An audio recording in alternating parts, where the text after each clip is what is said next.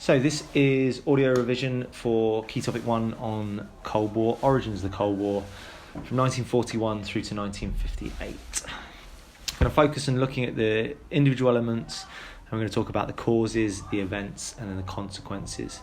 As we go through, we're going to talk about the 6 main parts of this first key topic. So the first thing to think about is the grand alliances and the conferences that happened at the end of the Second World War. So the causes of this grand alliance is the fact that Britain, America, Russia, they were all unified against the common enemy in Hitler and Nazi Germany. Throughout the grand alliance, there was strained relations between the big 3 powers. Those strained relations were caused by the fact that their key ideologies were very, very different. The ideologies of capitalism and the ideologies of communism. These are normally directly opposed, but they had come together to battle the fascism of Nazi Germany. So the key events when we're talking about the grand alliances and the conferences, there's the 3 conferences that you need to be aware of. The Tehran Conference, which happened in Iran in 1943. That was in the middle of the war. They're first laying out their plan to ensure that they're not going to repeat the mistakes of the Versailles Treaty at the end of the First World War. The second big conference happened at Yalta in February of 1945. The war is nearly over and they're coming together to decide. Those conferences, they have Stalin, they have Roosevelt, and they have Churchill at.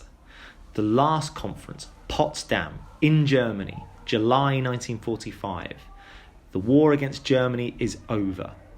Stalin is still there, but Churchill has been replaced by Attlee, and Roosevelt has been replaced by Truman.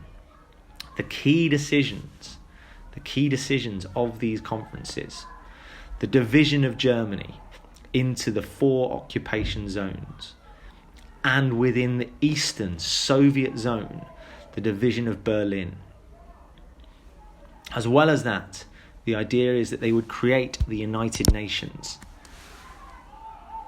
They would not make the same mistakes as the First World War and the League of Nations. They would create the United Nations and they would include Germany within that.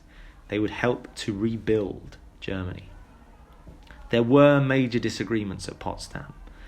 Going into more detail, you can look at what those major disagreements were.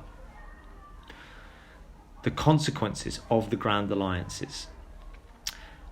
Those key allies who'd been together over the course of the Second World War now moved to being enemies.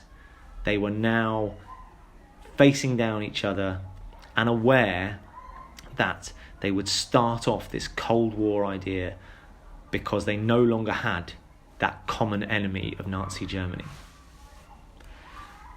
The division of Berlin would be an issue that would cause lasting damage. If we think about the other things that come up later on in the Cold War unit, we talk about the Berlin blockade in 48 and 49. We talk about the Berlin crisis and the creation of the wall in the 1960s. That constant division and constant reminder of the differences between communism and capitalism.